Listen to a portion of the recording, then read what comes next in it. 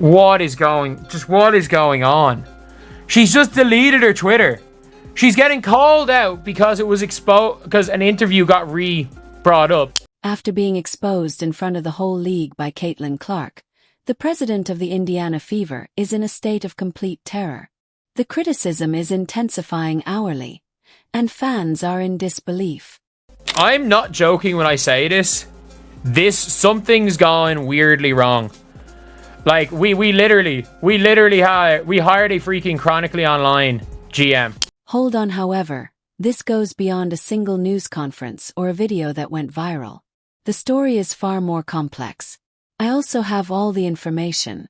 I have said before, and I will say it again, Stephanie White, Amber Cox, Kelly Crosscroft, the Indiana Fever president, they were not ready. Now, Christine Brennan in her book confirmed the WNBA and the Indiana Fever did not realize what they were about to get themselves into with drafting Caitlin Clark because the popularity they weren't prepared for and didn't see coming. If you're enjoying this video, don't forget to hit the like button and subscribe to the channel. Surprisingly, over 90% of our viewers are still not subscribed. Subscribing is completely free, takes just a second, and it helps us create more videos like this. So, have you subscribed yet? If you have, thank you. We truly appreciate your support. Now let's get back to the video. The Indiana Fever's front office just taken a terrible turn, and Caitlin Clark supporters are speaking out. Her own club president is suddenly criticizing the rookie who has been packed stadiums and making the WNBA a must-watch on television. The fan community was shocked by Kelly Crosscroft's tone-deaf statement. Our goal is for the Fever to resemble Apple. It seems like she's referring to Clark as the iPhone case rather than the iPhone, which is a strange twist. Let's not sugarcoat this. The Fever is significant because of Caitlin. Her presence is what keeps national cameras going and merchandise flying off shelves. However, the team's senior executives seem more concerned in minimizing her influence than in acknowledging that it didn't sit well with fans. Backlash erupted on social media, exposing the statement for what it was. Simply put, disrespect. Crosscroft then performed a vanishing act. Overnight, her former account disappeared. No explanation, no apology, just gone, as if she recognized she had made a mistake and thought that by logging out the heat would go away. However, that is too late. Fever fans like the internet never forget. Yes, Stephanie White, every single solitary move that you make is going to be scrutinized. Welcome to it. Right here. When someone blows up social media during controversy, you can tell they're feeling the heat. That's exactly what Fever president Kelly Crosscroft did after her now infamous Apple comment about the team went viral, and not in the way she hoped. Supporters didn't hold back. Supporters of Caitlin Clark, the actual motor of the WNBA's present significance, flocked to X like bees on a fallen coke as soon as the video became viral, criticizing Crosscroft for attempting to reduce her to a generic commodity in a business. Crosscroft's former account was deleted by Friday night. No justification, no declaration, no effort at cleaning, just poof. More was conveyed by that silence than by any PR message. Not only were fans dissatisfied, but they were furious. We're talking about season ticket holders, ardent fans who have been enjoying Fever gear despite losing seasons, and they now feel deceived.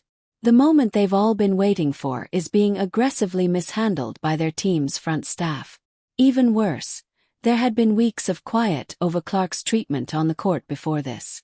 Referees have been knocking her about game after game, pretending as if they forgot to blow their whistles.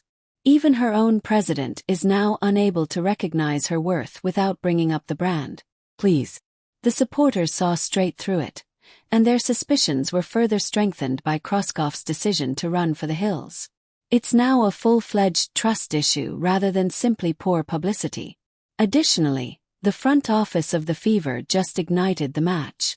Sophie Cunningham followed, but before we get started, please press the like button if you believe Caitlin is being singled out on purpose. If you believe that the referees are blind, please leave a remark. Yes, be sure you hit the subscribe button. From point on, things will only get more chaotic.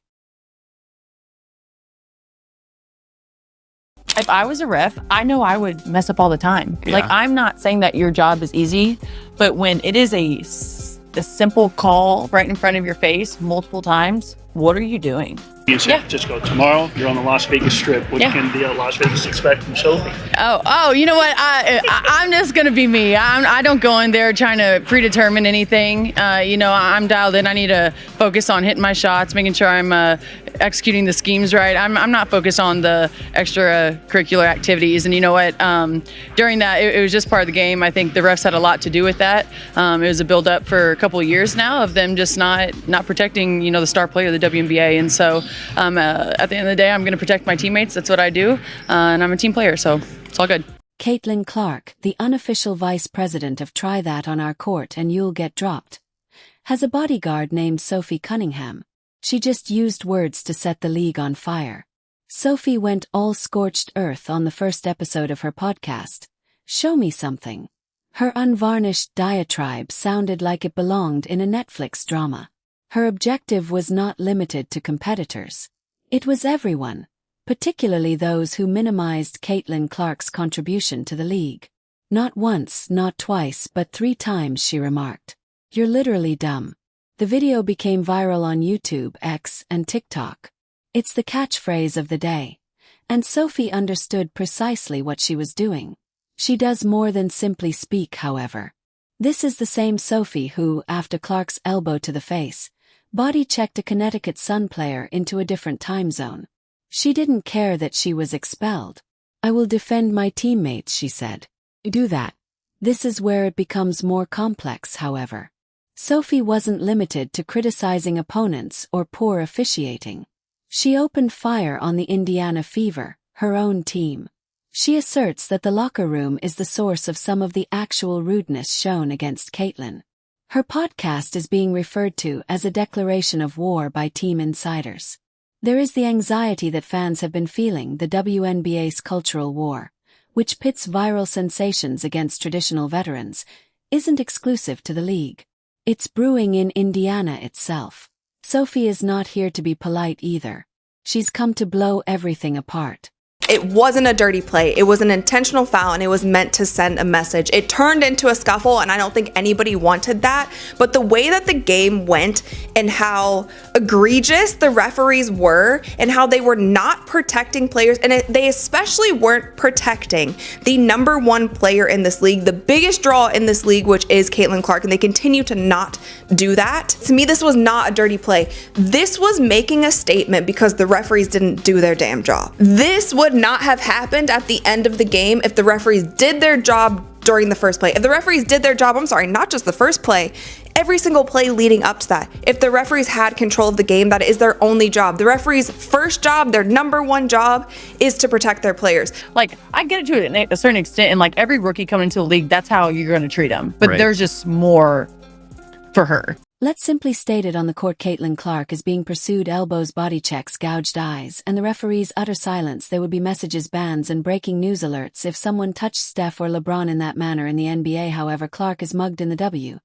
And the action continues. Consider Fever versus Liberty on May 24th. Natasha Cloud rams Clark in the middle of a play in a 2-point game, shoulder down, clear contact. The referees gazed like statues. Clark froze, palms up, asking, "Are y'all serious right now?" without saying anything offensive or responding. In the meanwhile, the Liberty celebrate as the buzzer sounds. Sophie Cunningham was unreserved. She went back to scorched earth and said there's just more for her. She was correct. It is now hard to ignore the loud, harsh double standard. This is targeted chaos rather than a formidable defense. There is an implicit motive, as several competitors have discreetly acknowledged. Make her work for it. However, that's code for smashing her before she gets too brilliant. And that's precisely what is taking place. Clark, however, refuses to break. She didn't come to the league for a glorified hazing ritual. She became the dominant one. Sophie is out there throwing shoulders and fire on the mic like it's her full-time job when referees fail to sound the whistle. It's not simply a few poor calls, it's starting to get popular. To be honest, it's beginning to seem like an entire conspiracy is taking place. You are aware that this narrative goes beyond basketball. If you are still here, don't just watch, get in the mix then. To keep ahead of the spin, like, comment, and subscribe. The next surprise can appear at any moment. That we want to sustain the growth and the interest level in the franchise. This is about the Indiana Fever yes, we have a foundational player in Caitlin Clark and Leah Boston, and we're going to continue to add to that. But I want this team to be the leader in the country, and a brand, an enduring brand, like Apple or something. I mean, we have a real opportunity here. In Indiana, things are not going well behind the scenes. And now this is a full-fledged battle rather than just play. On the one hand, business executives are attempting to shape the Fever into a refined Apple-style brand. Conversely, player supporters and even opposing coaches are aware of the reality the brand is Caitlin Clark. Forget about it. This is where it gets chilly. However, Fever things went south when President Kelly Krokoff chose to minimize Clark's influence. Enter Sophie Cunningham, who went scorched earth on her own supervisors instead of just disagreeing, and this wasn't a mid-interview emotional blunder. No, not at all. According to insiders, the podcast tirade was prearranged, a deliberate attack after the president's remarks. Sophie did more than simply disparage the WNBA. She used her seats to publicly criticize her own front desk. That's not annoyance. Rebellion is what it is. To be honest, it revealed a serious identity issue inside the series. The Fever already have the focal point, but they still want to establish a dynasty. Additionally, they are behaving as if she poses a danger rather than appreciating her. Now the squad is divided. Caitlin is seen by some as the future, others are holding on to power from the past. And you know what? There is no blindness among the supporters. Sophie isn't either. Krokoff isn't either. Based on that suddenly erased former account, let's be honest. For a second, take a look here. What the WNBA is doing with Caitlin Clark is the equivalent of the NBA doing this to Michael Jordan in 1986. It just doesn't make sense to me. You are biting the hand that feeds you. Mind you, without Caitlin Clark, Twitter would melt if LeBron James were thrown to the ground after an eye poke. The SportsCenter would play it repeatedly. However, Caitlin Clark receives crickets, no whistle, and crunches from the league. Imagine Steph Curry being completely unprotected and getting beaten up game after game. Would the NBA just dismiss it? Absolutely not. However, Caitlin Clark is experiencing just that. She's not a novice. People are watching women's basketball at all because of her. It's all Clark, the sold-out arenas, the ratings. She's the cash cow. She's also being treated as a bench warmer in some way. It was best expressed by Sophie Cunningham. Not acceptable. Coach Stephanie White took over a news conference to criticize the referees for repeatedly ignoring it. It's visible to the supporters. It is seen by the media. However, the league remains mute. This is the unpleasant reality. This league would be bending down if Clark were a guy. Rather, she is being pushed about while the executives on her own team seldom do anything. Sophie is defending her. Her supporters are battling for her. However, those who ought to support her are too preoccupied with politics. Clark is more than simply the future. She's here already. The issue is that the old guard is still behaving as if they are going to be ran over in 2010. This is a reckoning, not just a disagreement. The WNBA's leadership and her own team may be squandering a once-in-a-generation chance, but Caitlin Clark's shine isn't waning. You're either with Sophie Cunningham or you're a complete moron, as she constantly reminds us. And now, the question everyone is asking: what happens next? Because no matter where you stand on this debate, one thing is impossible to deny. Caitlin Clark has become the center of the biggest conversation in women's basketball.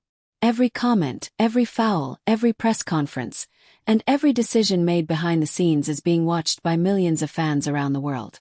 What started as a simple basketball story has evolved into something much bigger.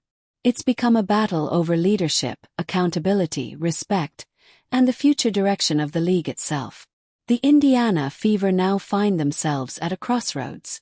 Do they fully embrace the generational superstar who has brought unprecedented attention to the franchise? Or do they continue fighting an uphill battle against a fanbase that believes her impact is being ignored? And what about the WNBA? Can league officials afford to keep dismissing the growing concerns surrounding officiating, player protection, and the treatment of a sport's biggest attraction? Because every week that these questions remain unanswered, the pressure only continues to grow. Meanwhile, Caitlin Clark keeps doing what she has always done. She keeps showing up. She keeps competing. She keeps carrying the expectations of an entire fan base on her shoulders while the spotlight becomes brighter than ever before. And perhaps that's what makes this story so compelling. The criticism hasn't stopped her. The controversy hasn't stopped her. The noise hasn't stopped her. If anything, it has only made her stronger. But here's the reality. The next few weeks could change everything. One statement, one interview, one leaked report, one explosive revelation. That's all it takes for this situation to reach an entirely new level. Fans are demanding answers. The media is demanding answers. And the people involved are running out of places to hide. Whether this ends in reconciliation, more controversy, or a complete shakeup behind the scenes, one thing is certain. The basketball world will be watching every second of it. So what do you think? Was this all a misunderstanding that spiraled out of control? Or are we witnessing the beginning of a much larger conflict inside the Indiana Fever and the WNBA? Drop your thoughts in the comments below, because this conversation is far from over. If you thought this was crazy, I assure you that the next update might blow up the internet. Please share your thoughts in the comment section, subscribe, and enable all notifications so you don't miss anything. We'll see you in the next one.